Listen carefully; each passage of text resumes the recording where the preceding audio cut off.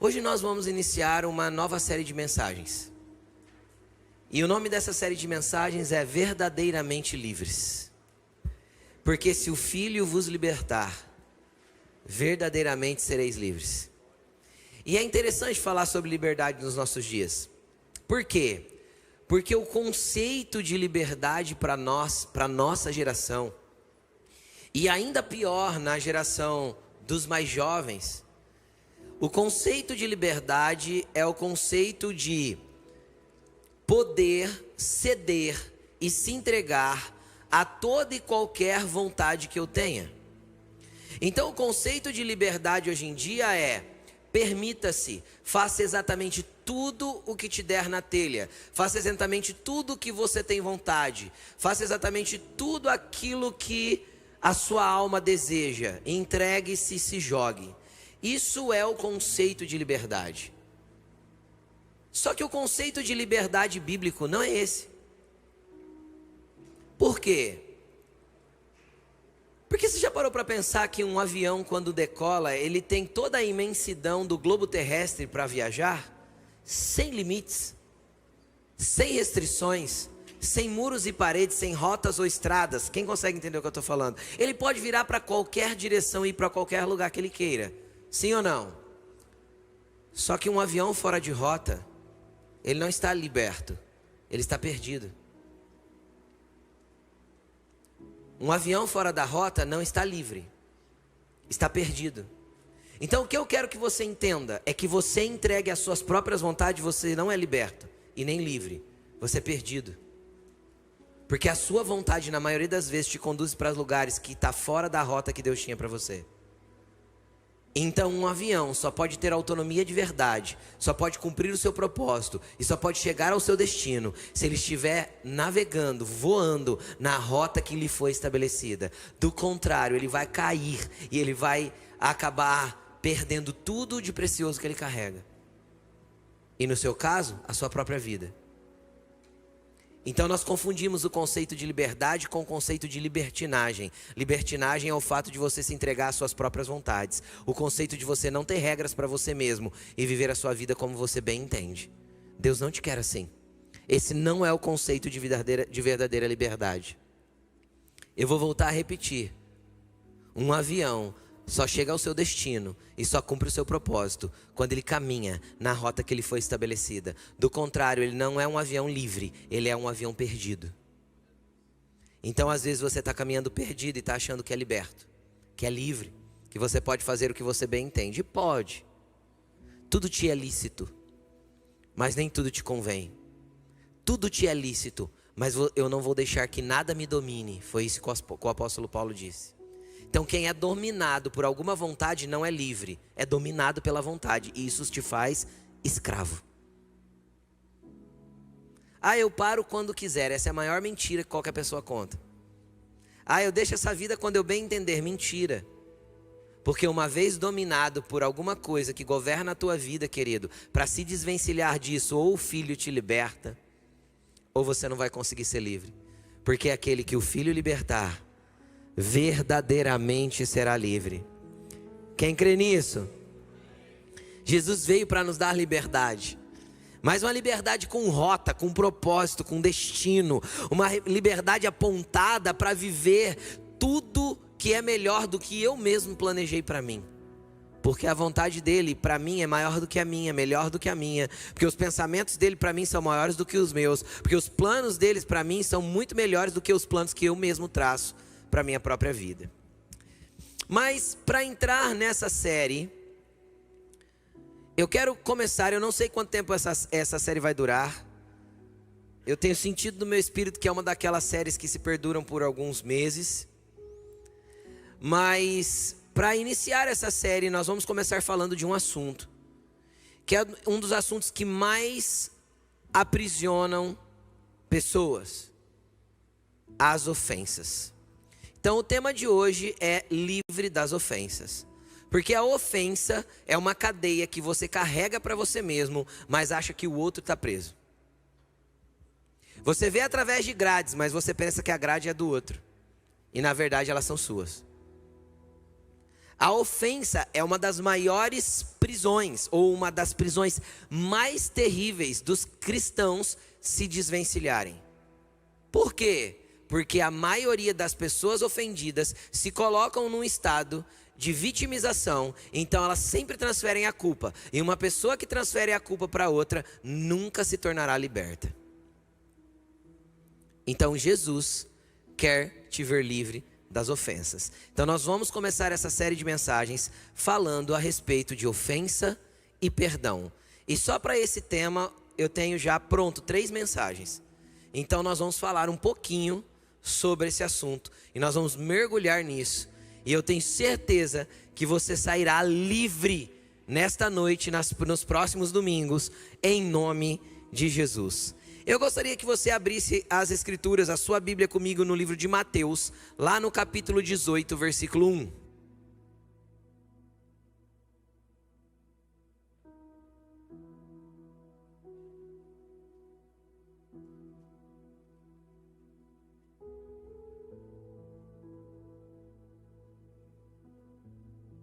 Mateus capítulo 18, versículo 1.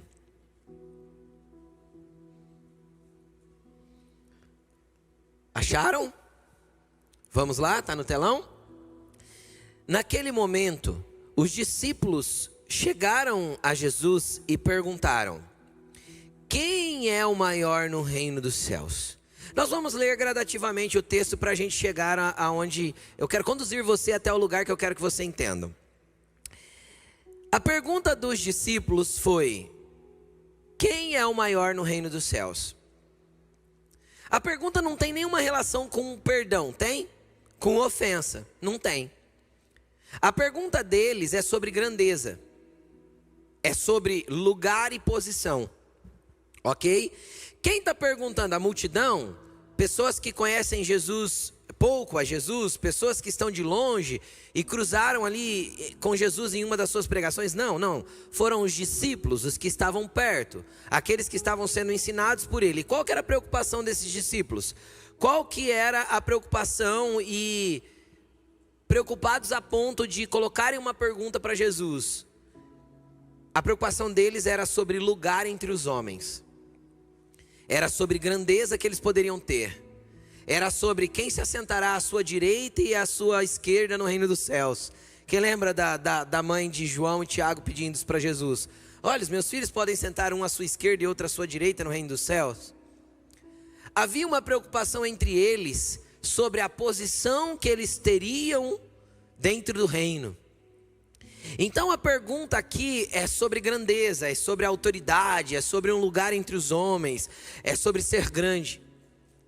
E Jesus, trazendo uma explicação para eles a respeito desta pergunta, ele responde, versículo 2: chamando uma criança, colocou-a no meio deles e disse: eu asseguro que, a não ser que vocês se convertam e se tornem como crianças, jamais entrarão no reino dos céus. Porque quem se faz humilde como esta criança, este é o maior no reino dos céus. Nós vamos ler mais ainda, segura aí.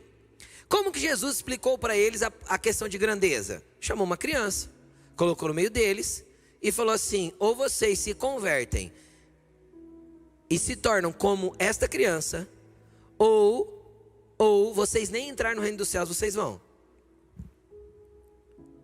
Aí, quando eu olho uma questão dessa, eu fico pensando, o que Jesus estava querendo dizer? Por quê? Porque a Bíblia me instrui o tempo todo que eu tenho que crescer espiritualmente. A Bíblia me instrui que eu tenho que ser maduro espiritualmente, que eu tenho que buscar o Senhor para crescer em relacionamento com Ele. A Bíblia não me instrui a ser criança.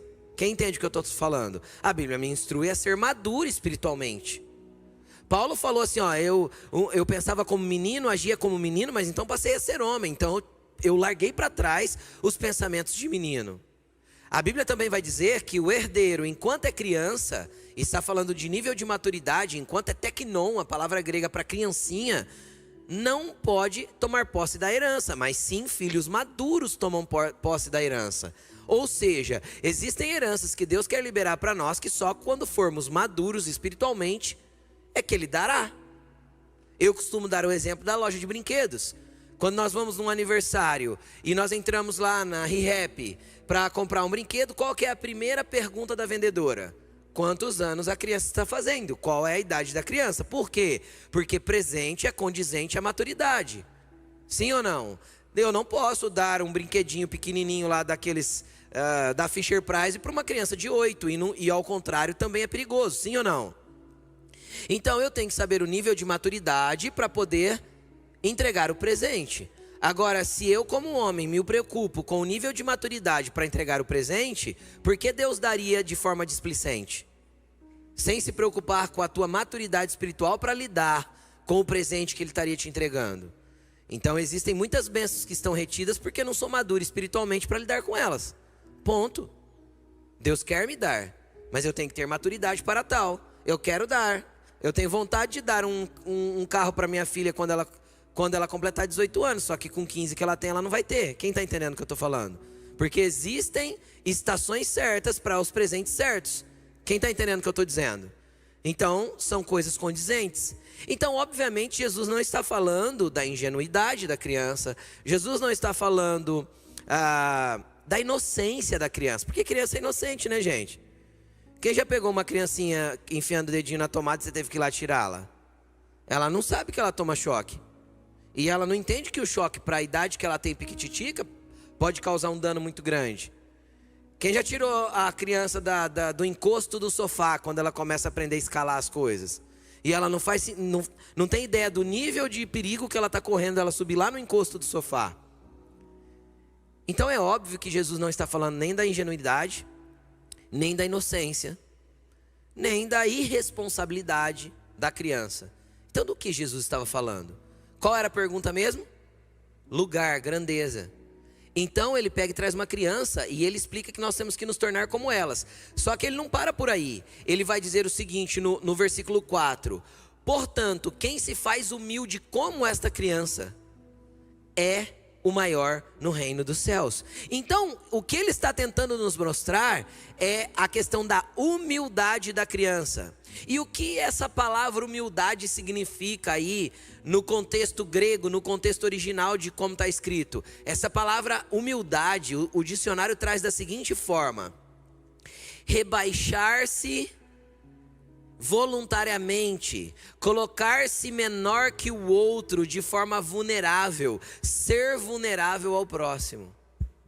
Jesus está falando assim: você quer ser grande? Você tem que ser humilde o suficiente para se rebaixar para as pessoas. Você quer ter poder no reino de Deus? Você tem que ser humilde o suficiente para descer para os outros, para não querer crescer na cabeça de ninguém, para não se achar melhor que ninguém.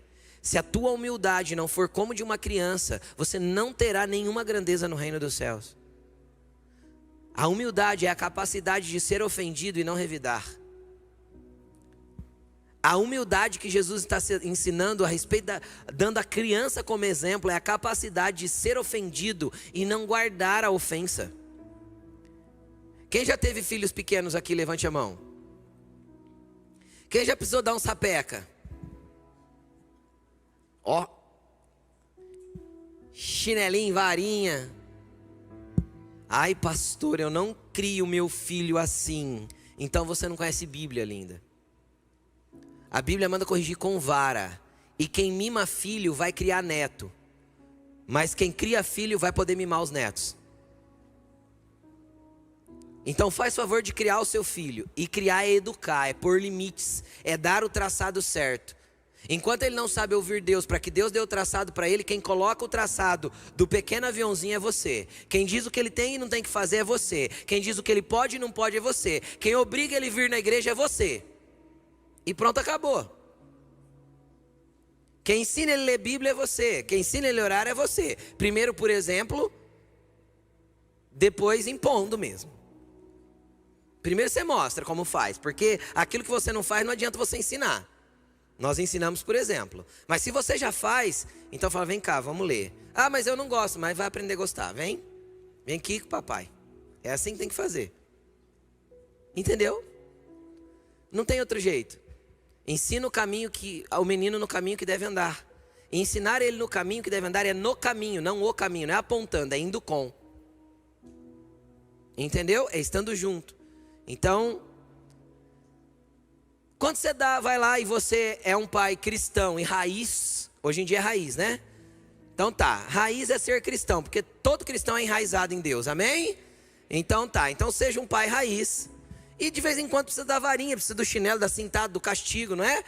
Precisa ou não precisa, gente? Quem já foi pai sabe do que eu estou falando, tem que ter. Do contrário, vira Deixa.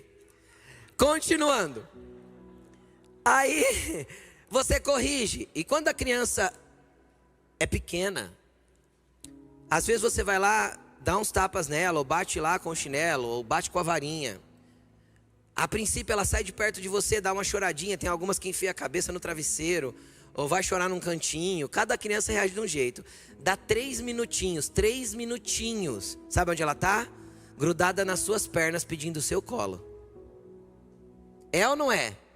Você sabe por que criança faz isso? Porque criança não tem a capacidade de ficar ofendido. Então Jesus falou, ou você se torna humilde como uma criança, ou você aprende a lidar com as ofensas, lidar com aquilo que fazem contra você, de forma humilde, com a humildade que eles têm, com a capacidade de rebaixar-se voluntariamente, e estando pronto para ganhar consolo daquele que te feriu, ou você não vai ser grande no reino dos céus. A pergunta era sobre grandeza, a resposta é sobre humildade. Entende? A resposta é sobre humildade. Só que não parou por aí. Jesus continuou o ensinamento. E o que ele continua ensinando? Quem recebe um desses pequeninos ou uma criança dessa em meu nome, está me recebendo. Mas, se alguém fizer cair no pecado um deles, ou um destes pequeninos que creem em mim, melhor seria amarrar uma pedra de moinho no pescoço e se afogar nas profundezas do mar. Ai do mundo por causa das coisas que fazem cair em pecado. É inevitável que tais coisas aconteçam, mas ai daquele por meio de quem elas acontecem. Eu gostaria de pedir uma ajuda para você. Coloca o versículo 6 e 7 para mim, em qualquer versão Almeida. Só troca a versão para mim, versículos 6 e 7. Pode colocar Almeida corrigida, Almeida atualizada, qualquer versão Almeida. Eu quero ler com você, porque eu quero explicar um negócio. Só trocar a versão da Bíblia. Aí. Não. Essa é a nova versão internacional. Mesma versão essa, NVI, nova versão internacional. É a mesma. Qualquer versão Almeida.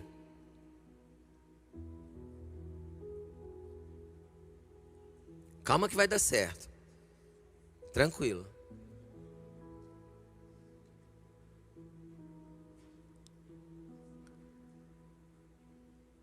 Três, dois, um. Viu? Ai do mundo. Versículo 6. Mas qualquer que escandalizar um desses pequeninos que creem em mim, melhor lhe fora que se pendurasse ao pescoço uma mó de azenha e se submergisse nas profundezas do mar. 7. Ai do mundo por causa dos escândalos, porque é mister que venham escândalos, mas ai daquele por meio de quem o escândalo vem. Porque eu quis ler esta versão mais antiga com você. Você viu que tem palavra aí que você nem conhece, né? Vai no dicionário e pesquisa, porque é uma versão bem antiga. Essa versão é da década de 50. Mas vamos lá. Deixa eu explicar uma coisa para você. Por que eu quis ler? Porque eu quero enfatizar a palavra escândalo. Quando a gente pensa na palavra escândalo na língua portuguesa, escândalo a gente pensa em algo muito notório e que causou um problemaço, não é? Aquele negócio horroroso e tal. Só que lá no original, no grego, a palavra grega para essa palavra escândalo é a palavra escandalon. É muito parecida. Mas qual que é a tradução do dicionário grego para esta palavra? A definição do dicionário grego para essa palavra. A definição para esta palavra é o seguinte: uma pedra ou um obstáculo que eu coloco no caminho de alguém para que esse alguém tropece e caia. Metaforicamente, uma ofensa. Então sabe o que Jesus está ensinando? Ele está ensinando o seguinte: ai do mundo por causa das ofensas. Ai do mundo por causa das ofensas. Se você ofende alguém, seria melhor, propositalmente, porque quem já ofendeu alguém sem querer? Eu já, muitas vezes. É normal. Às vezes a ofensa das pessoas conosco tem só a ver com as expectativas que elas tinham sobre nós e que nós não atendemos. E que hora nenhuma a gente disse que ia atender. E que hora nenhuma nós falamos que íamos fazer. Então, existem pessoas que se ofendem, nós vamos falar sobre elas daqui a pouco, por causa de nada. E aí a gente não tem culpa. Quando Jesus, no versículo 6, coloca o 6 por favor. Quando Jesus está tratando sobre escandalizar, ele está falando sobre nós causarmos ofensa de forma proposital. Então quando propositalmente eu me lanço a ofender alguém, era melhor que eu amarrasse uma pedra no pescoço e pulasse no mar.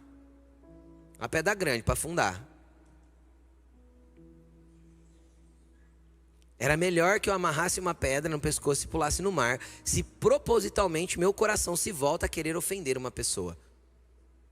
É terrível isso. Jesus falou que é péssimo. Do que ele está tratando mesmo? Da pergunta da grandeza, da pergunta do nível de autoridade e poder das pessoas. Então ele explica que precisa se rebaixar voluntariamente, ser humilde voluntariamente e não guardar ofensa.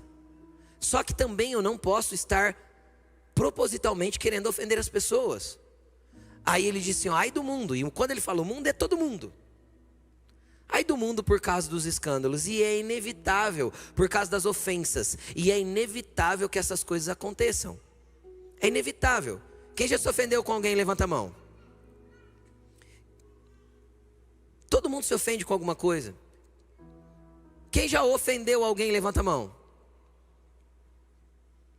Então todo mundo se ofende e todo mundo ofende. E aí vem a frase que eu disse outro dia, vou repetir, que eu gosto muito do pastor Luiz Hermínio. Não ofenda, não se ofenda e não se defenda. É o resumo do que Jesus está ensinando. Para não se ofender. E aí ele continua dizendo, versículo 8, pode voltar para a NVI, por favor. Versículo 8. Se a sua mão ou seu pé direito te fizer tropeçar, ou seja, se o seu pé ou a sua mão é para você algo que coloca um tropeço, que faz você cair, corte-o e jogue-o fora. É melhor entrar na vida mutilado ou aleijado do que tendo as mãos e os pés ser lançado no fogo eterno. E se o seu olho te fizer tropeçar, arranque-o e jogue-o fora. É melhor entrar na vida com só olho do que tendo os dois ser lançado no fogo do inferno. É lógico que Jesus não pregou contra a mutilação, a favor da mutilação. O que Jesus está tentando mostrar é o quanto é importante nós não ficarmos ofendidos, nós não ofendermos e nós não cairmos no pecado. É tão mais importante do que perder um membro do corpo, de tanta importância que tem. É uma ênfase para mostrar a importância que isso tem. Então, querido, para ser livre da ofensa, nós vamos ter que nos exercitar para primeiro aprender a não ofender, depois para aprender a não ficar ofendido. Uma pessoa verdadeiramente livre não é aquela que vence as ofensas facilmente, apenas. É aquela que já não se deixa mais ofender. Olha para a pessoa que está do teu lado e fala assim, Jesus te quer verdadeiramente livre. Jesus te quer verdadeiramente livre. E eu sei que é um nível difícil. Eu sei que é um nível complicado, mas é isso que Jesus quer que nós cresçamos. Essas são as pessoas que vão ter um lugar grande no reino dos céus, um lugar de autoridade no reino dos céus. Eu quero continuar esse ensinamento com você, lá em Mateus capítulo 5 agora, versículo 23. Mateus 5, 23.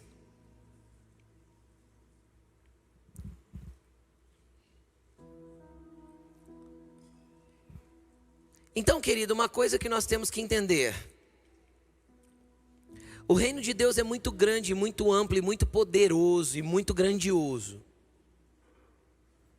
E Jesus quer que nós conhecemos coisas incríveis do reino de Deus.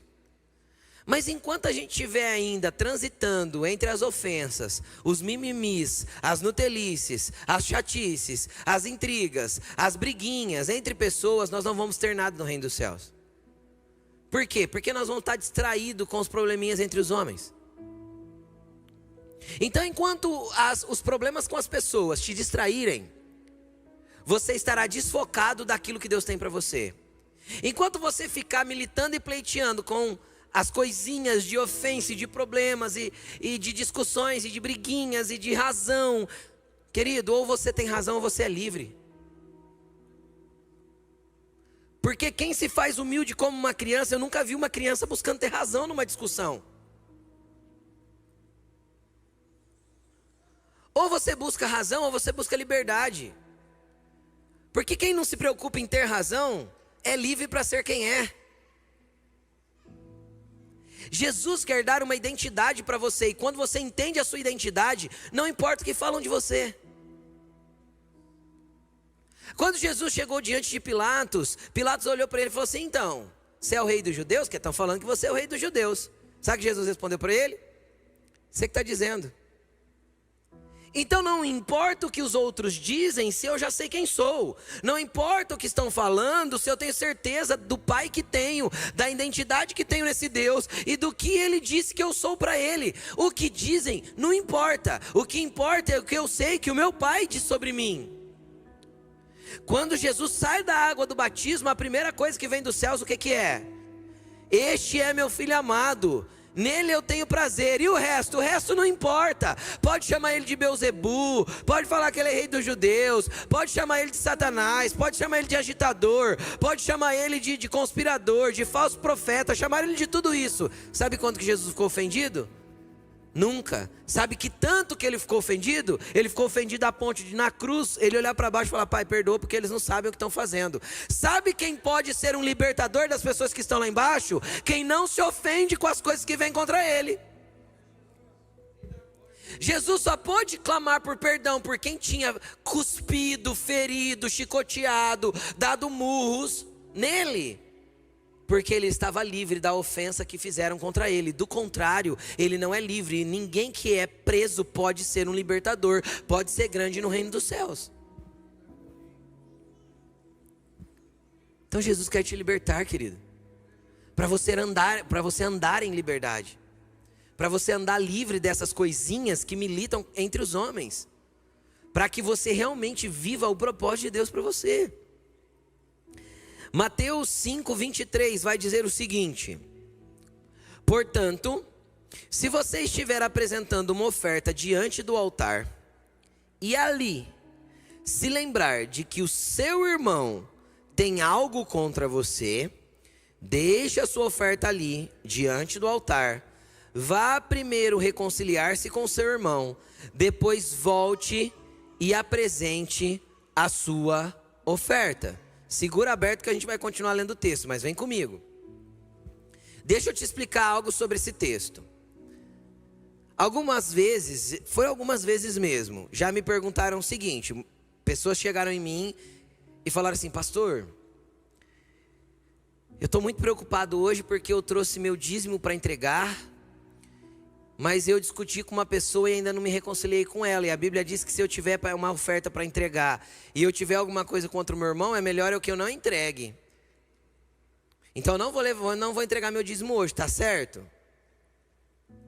Deixa eu te ensinar uma coisa sobre o que Jesus está ensinando aqui, que ele não precisou explicar para aquele povo, porque aquele povo conhecia o que ele estava dizendo, mas nós não entendemos muito bem.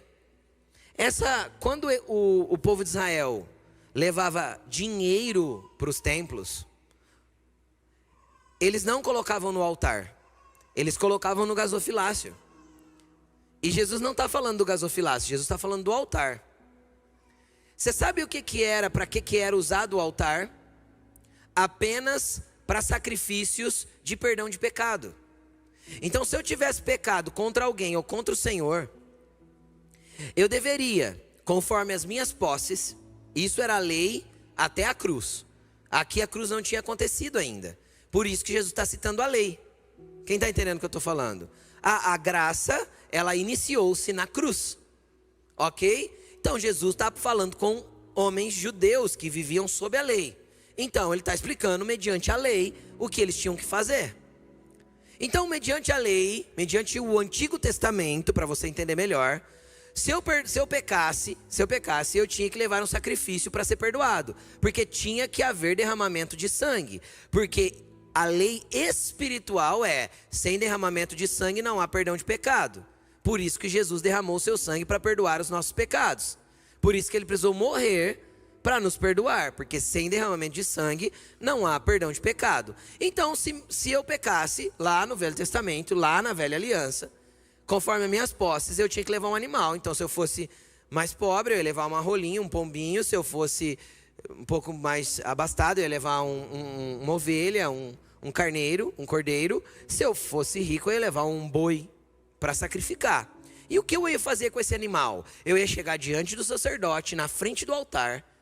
Ele ia pegar aquele animal, eu ia colocar a mão sobre a cabeça desse animal e ele ia imolar aquele animal junto comigo. O derramamento de sangue ia acontecer junto comigo, porque na hora que eu impusesse a mão na cabeça daquele animal, o meu pecado estava sendo transferido para aquele animal que estava sendo sacrificado. Aí, partes daquele animal ia para o sacerdote e partes ia para o altar para queimar diante do Senhor, para que o meu pecado fosse perdoado. Então não havia perdão de pecado sem o altar e sem o sacrifício. Então Jesus não está falando de oferta de dinheiro. Jesus está falando de perdão de pecado. Porque no altar eu só levo oferta de perdão de pecado. Então o que Jesus está falando? Se você chegar na minha presença para ser perdoado, só que você tem um problema com pessoas, você não adianta pedir perdão e querer alguma coisa de mim. Deixa ali o seu pedido de perdão, vai lá, se reconcilia com a pessoa que tem alguma coisa contra você, depois você vem me pedir perdão das suas coisas. E isso é muito sério. Muito sério. Ah, pastor, mas isso era no contexto antigo. Quem já orou o Pai Nosso aqui? Coloca para mim Mateus capítulo 6, versículo 13.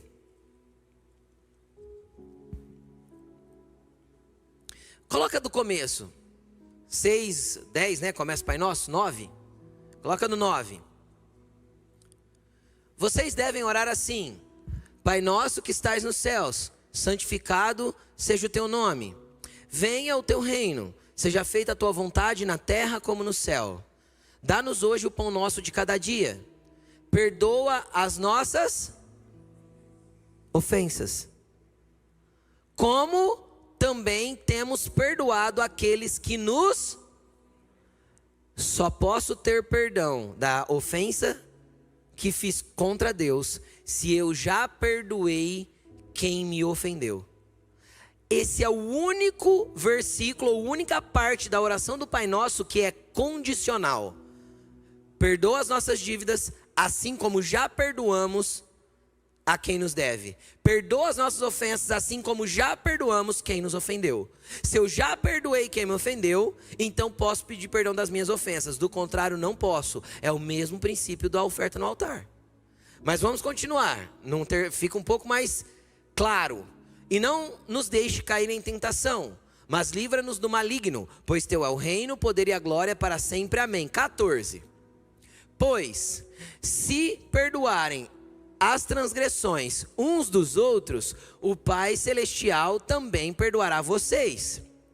Mas, se vocês não perdoarem uns aos outros, o Pai Celestial não perdoará as transgressões de vocês. Então, o que acontece? Se eu não perdoo o que me ofenderam, eu não sou perdoado por Deus. Se eu não perdoo as ofensas que fizeram contra mim, Deus não me perdoa. E isso é muito sério. Porque uma pessoa não perdoada é uma pessoa que carrega os seus pecados nas costas. Agora, qual que é o problema? O problema é que a princípio, isso não pesa. Quando eu seguro a ofensa e não libero, a princípio isso não é pesado. Por quê? Porque eu comecei a pecar ali. Então eu acumulo um pecadinho, outro pecado. Aí ele se torna uma pochete de pecado. De uma pochete ele vira uma bolsinha de pecado. De uma bolsinha ele vira uma mochila de pecado. Daí a pouco ele é uma mochila daquelas de escalador de pecado. Daí a pouco você está carregando um caminhão nas costas. Então, normalmente quando a pessoa engole uma ofensa, se escandaliza com alguém, fica ofendido com alguém, ela está torcendo para que o outro se estrumbique. Ela está querendo que a pessoa acolha. Ela chega a orar: Deus, faz justiça. Por quê? Porque ela espera que a pessoa venha colher tudo que ela plantou e vai. Eu só não posso desejar. Porque um coração que deseja que o outro colha aquilo que plantou, sabe o que vai acontecer? É uma pessoa que ainda não se liberou da ofensa. Quando eu quero imputar um pagamento para o outro, eu ainda não me liberei da ofensa. Quando eu quero que o outro pague pelo que fez, eu ainda não perdoei aquela pessoa. Eu perdoo, mas tomara que morra. Quem já viu? Eu perdoo, mas tomara que vá para o mármore do inferno. Querido, deixa eu te falar, o mesmo perdão de Jesus que te alcançou está disponível para alcançar aquela pessoa. E se ela for alcançada pelo perdão de Jesus e você também, vocês dois vão morar no céu juntos. Juntos. Sabe por quanto tempo? A eternidade inteira. Então ou você se livra da ofensa ou um dos dois não vai para o céu. E aí quando eu leio a Bíblia é quem não liberou a ofensa. Não é quem ofendeu. É quem não perdoou que não vai para a eternidade com Jesus. Que vai parar no buraco que não quer parar. Então, infelizmente, no meio cristão tem pessoas convictas que são salvas, mas carregam uma gaiola de prisão chamada ofensa, que vai levá-las para o inferno. Elas estão redondamente enganadas de que são salvas e libertas. Carregam as suas próprias prisões e nem percebem, porque afinal cumprem o seu ritual religioso de vir na igreja todo domingo e acham que está tudo bem. Esse é o evangelho de Jesus, esse é o evangelho do reino. Não tem como ser mais leve do que isso, porque senão eu vou diluir uma verdade bíblica para poder fazer você ficar satisfeito. E eu não quero você satisfeito, eu quero você salvo. Eu quero você enojado de ouvir essa mensagem, mas que vá para casa convicto que tenha que perdoar. Entende? Que tenha que se reconciliar com alguém e que tenha que se reconciliar com Deus. Então a pessoa vai acumulando pecado, vai colocando sobre si. E não é perdoado. E vai para a presença de Jesus e chora, e busca, e clama: Senhor, me perdoa, restaura minha vida. E parece que Deus está distante, as coisas não acontecem e nada flui. Porque Deus não pode te perdoar. Agora deixa eu te falar, sabe o que faz separação entre vós e o vosso Deus? O pecado. E se eu não perdoo, meus pecados não saem de mim. E se os meus pecados então estão em mim, então Deus está longe de mim. É pesado isso, mas é verdade. Meu Deus, é a pior das prisões. Porque das drogas, querido, Jesus te liberta de hoje para amanhã. Dos vícios de pornografia, de hoje para amanhã. De tantas outras coisas que podem estar te levando para um lugar de cativeiro, Ele te liberta assim, ó, com uma palavra de comando dele, acabou. Mas quando nós falamos das ofensas, se você não liberar essas coisas, Ele não consegue te libertar. Ele não pode te libertar. Entendeu? Por isso que eu comecei com isso. Mas eu quero continuar. Versículo 25 do capítulo 5 de Mateus. É a continuação do que a gente leu.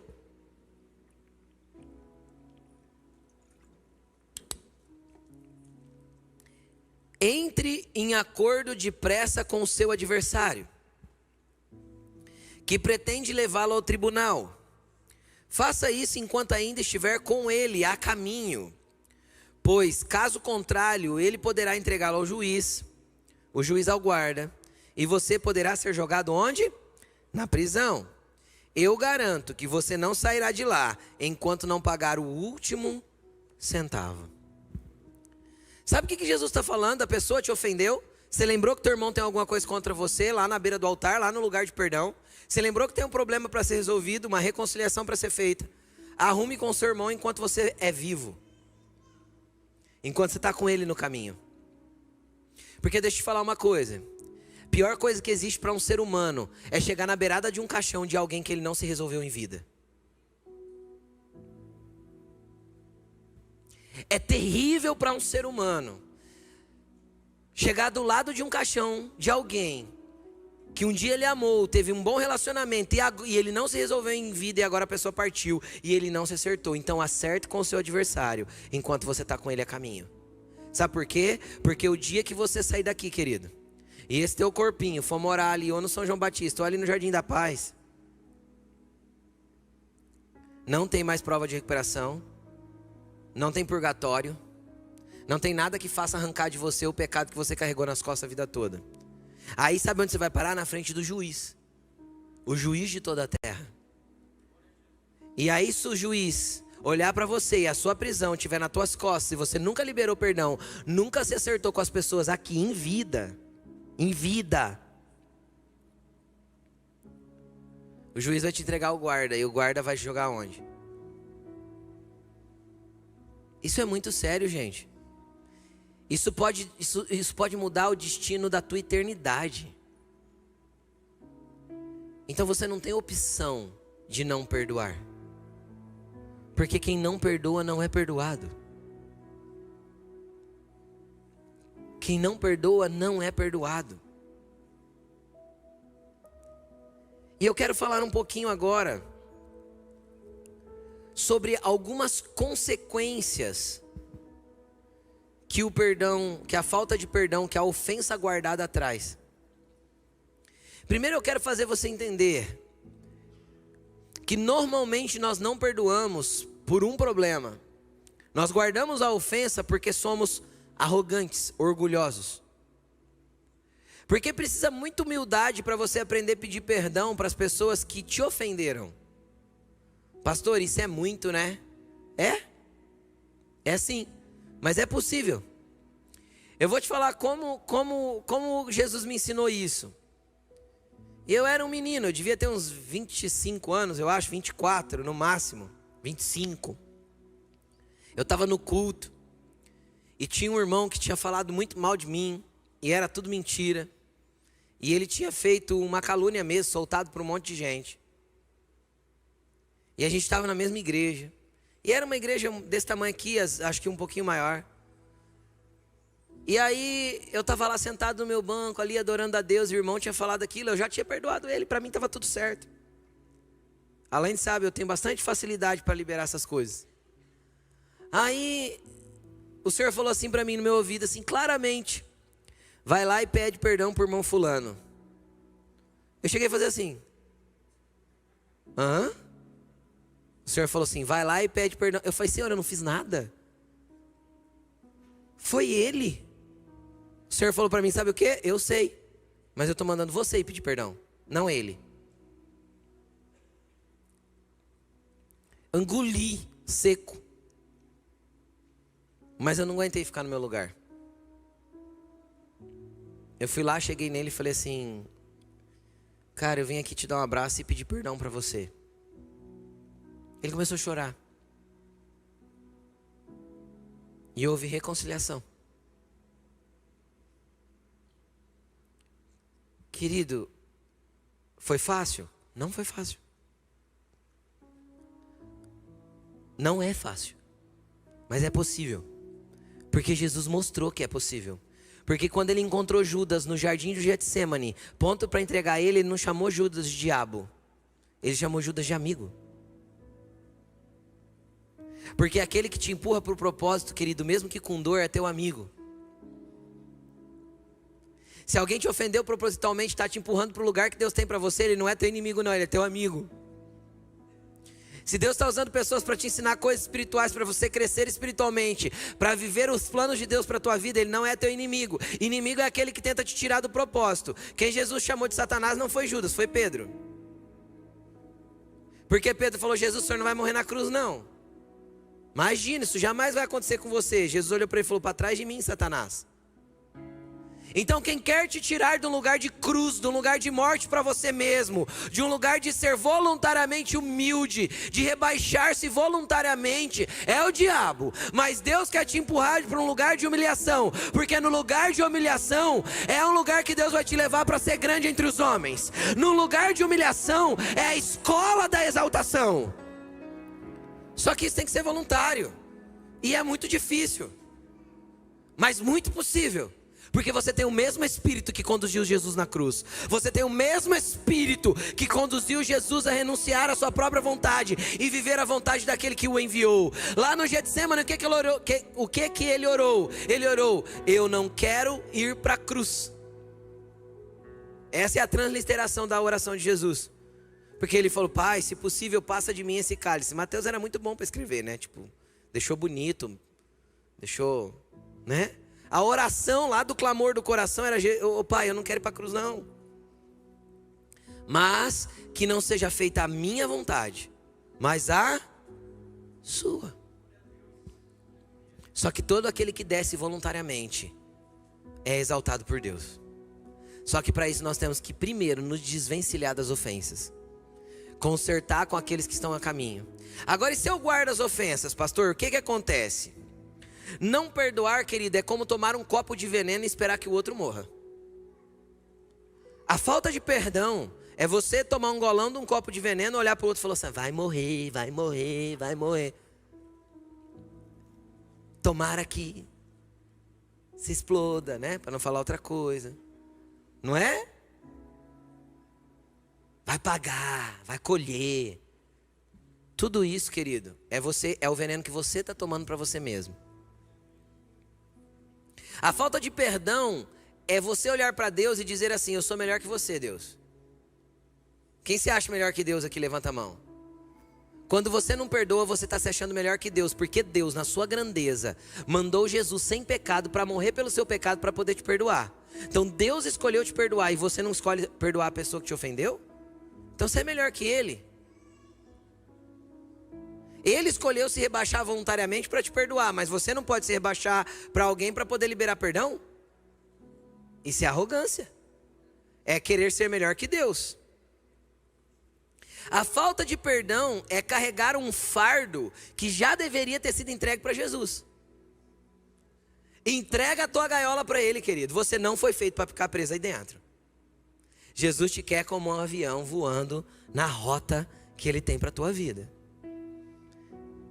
Entrega a sua prisão para Jesus, porque Ele vai te libertar. A falta de perdão cria dois tipos de pessoas. Primeiro, o casca grossa. Quem que é o casca grossa? É aquele que uma vez que ele foi ferido, ofendido, ele não deixa aquela ferida ser curada, então cria uma casca. Quem já viu uma ferida com casca? É horroroso, não é? Qualquer coisa que rela dói, não dói? Então o que faz? O famoso casca grossa é aquele que ele se mostra tão durão, ela se mostra tão prepotente, tão para as pessoas, que ela já faz isso para que ninguém a ofenda mais. Então tomou, levou.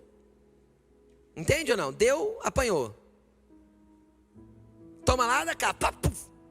É o casca grossa, tipo, ele já não aceita mais que ninguém fale nada, que ninguém o corrija, que ninguém mostre que ele está errado, ninguém pode tocar na ferida dele. Ele está lá com aquele negócio com a cascona enorme, saindo pus por baixo, mas ele, não, porque comigo não é assim, porque eu já fui bobo dos outros, agora eu não sou bobo mais. Não, porque já ninguém pisa em mim mais. Se ninguém pode pisar em você mais, querido, você não pode ser mais base de sustento para ninguém. Porque só é base de sustento para as pessoas aqueles que se deixam ser pisados.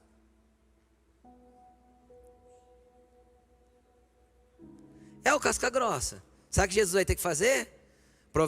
Acho que é Provérbios. Ou Eclesiastes. Vai dizer, Isaías. Tá nesses livros aí. É Isaías. Isaías vai dizer no teu versículo. Isaías, se eu não me engano é Isaías. Vai dizer o seguinte: que existem feridas que enquanto não amolecida com óleo e tirar das cascas, Deus não pode tratar. Isso dói. Esse é o casca grossa. Agora, quando a pessoa guarda a ofensa, ou ele vira um casca grossa, ou ele vira uma ferida purulenta. O feridinho ambulante. Quem que é o feridinho ambulante? Tudo dói. A gente chama hoje em dia de geração mimimi, nutelice. Não é? Tudo ofende. Tudo magoa. Ai, o pastor não me cumprimentou. Ai, eu vou sair daquela igreja. Ai, eu fui no gari, o irmão do gari não olhou para minha cara. Pessoas que andam ofendidas, andam mimimi. Sabe o que é isso? É pessoas que já foram machucadas no passado, mas não querem ser curadas, porque elas querem ficar num lugar de vitimização. Tem que sangrar, eu tenho que sangrar para alguém perceber a minha dor. Eu tenho que ficar me lamentando para alguém ter dó de mim. Ai, olha para mim. Tá vendo como eu sangro? É pessoas que andam num mimimi terrível. Tudo é dor. Aí sabe o que acontece? Sabe qual que é a consequência normalmente do casca grossa e do feridinha? O casca grossa, ele não vai ter amigos. Por quê? Porque ninguém dá conta dele. Ele bate em todo mundo, ele é áspero com todo mundo. Falou qualquer coisa pra ele, não aceita. Amigo não pode ser amigo. Porque amigo de verdade, gente, não fala o que a gente quer ouvir. Amigo de verdade fala o que a gente tem que ouvir. Não é? Amigo de verdade fala, já olha, né? Se for menina vai falar, amiga, não é assim. Né? Não fala assim não? Como fala, Laine? Deixa. Eu só estava tentando imitar uma mulher, por isso que saiu desse jeito. Meio, né? Semi. Vamos continuar. E se for homem, a gente vai olhar, já que mulher não fala assim, vocês que sabem como vocês falam. E se for homem, a gente vai olhar e falar assim, ah, mano, deixa disso, cara. Qual é? Amigo de verdade a gente fala, não fala? Ah, deixa de frescura, cara. Ô, para com isso aí. Pelo amor de Deus. Então a gente vai falar, se for amigo de verdade. Só que o casca grossa vai afastar todo mundo que é assim de perto dele. Por quê? Porque ninguém vai ter espaço para corrigir ele. Aí, normalmente ele não tem amigos. Ele tem algumas pessoas que ele se relaciona. E a pessoa que é ferida, normalmente ela vai se fechar. Ela vai criar um muro de proteção ao redor dela. Onde ela não deixa ninguém se aproximar. Ela evita relacionamentos. Os relacionamentos dela são sempre superficiais, sempre por alto. Para quê? Para não ter pessoas perto que saibam dos problemas dela. Então ela se fecha. O que essas pessoas não entendem é que a ferida se transformou numa prisão, a casca se transformou numa prisão, e o muro que ela construiu para se proteger, agora também a aprisiona. Esse é o efeito de quem guarda ofensa. Agora, falando como consequência, quem segura ofensa e não perdoa, adoece no físico. Normalmente, doenças que vão para o médico, faz exame, passa pelo ultrassom, pela tomografia, por não sei o que, não acha. Não acha. Normalmente essas doenças, se você está lutando com uma dor, com alguma coisa que você sente no corpo, e não tem diagnóstico, verifique se você não guardou a ofensa de alguém, se você não guardou alguma coisa e não perdoou até hoje, porque a falta de perdão gera doença que não tem diagnóstico. Nós vamos aprender isso numa outra mensagem que eu vou trazer. Por quê? Porque existem espíritos atormentadores que entram na tua vida e têm liberdade na tua vida a partir do momento que você não perdoa. E aí causa essas coisas. Sabe o que mais causa? Dores musculares e dores ósseas que não tem diagnóstico. Sabe aquele negócio que parece que você acorda já com a tonelada aqui, tá tudo doendo, e isso é constante, todo dia, e você não sabe como se desvencilhar disso? Pode ser que você esteja precisando liberar perdão para alguém. Pode ser que você esteja precisando soltar as pessoas. Orar mesmo liberando perdão. A falta de perdão vai trazer coisas desse tipo.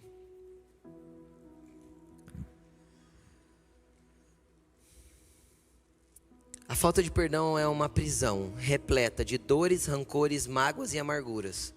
A vida se torna pesada e difícil de ser vivida. Querido, coloque-se de pé. Eu creio no nome de Jesus que hoje o Senhor tirará pessoas aqui de regiões de cativeiro. de prisões, mas você precisa tomar o seu primeiro passo. E o primeiro passo hoje é você estar disposto a perdoar as pessoas que te ofenderam. Numa próxima mensagem eu vou ensinar para você os níveis de perdão. Existem pessoas que não dá para nós termos relacionamento íntimo mais, esquece, isso passou. Existem pessoas que não dá para a gente colocar num lugar de confiança de novo.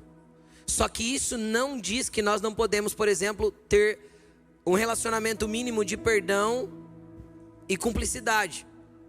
Nós vamos entender os níveis de perdão numa outra mensagem. Mas hoje o que você precisa aprender e entender é que não dá para não perdoar.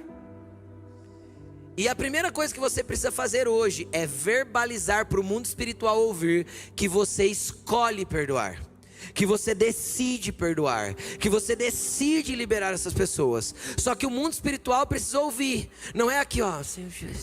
Não, é Senhor, em nome de Jesus, eu declaro para que o mundo do espírito escute que eu escolho perdoar, eu decido perdoar essa pessoa. E verbalize, Senhor, eu decido perdoar o que fulano fez contra mim, eu decido liberar o que essa pessoa fez contra mim, a ofensa que ela me teve, a coisa que aconteceu. E como você precisa verbalizar isso.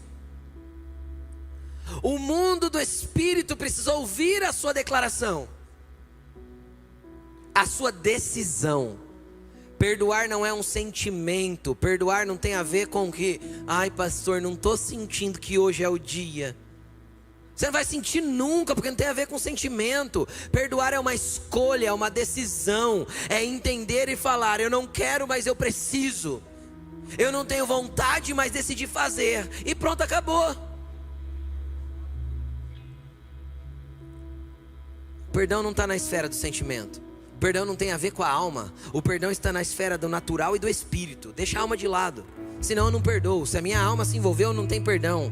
Quem está entendendo o que eu estou falando? Só que quem vai se ferir e vai estar machucada e carregada do pecado é a alma. Mas a decisão não está nessa esfera. Não está nessa esfera de sentimento, de razão. Como eu disse, você continua lutando para não perdoar, porque você fala assim, ai pastor, é porque você não sabe o que fizeram contra mim. Ai pastor, é porque você não sabe o prejuízo financeiro que eu tive. O que é melhor, ser liberto ou ter dinheiro? Ser liberto, deixa o dinheiro, libera essa grana, larga para lá, perdoa. Perdoa. Deixa isso, passou. Deus tem muito mais para a tua vida do que você ficar preso num passado que você não vai resolver. Se você tentar ter razão, se você tentar ter a tua própria justiça para resolver a coisa, deixa isso, segue a vida. Há um caminho daqui para frente para Jesus, de Jesus para você. Libera essas pessoas, libera isso tudo. Libera a dívida, libera a traição, libera tudo. Deus, eu escolho perdoar e eu escolho liberar essas vidas.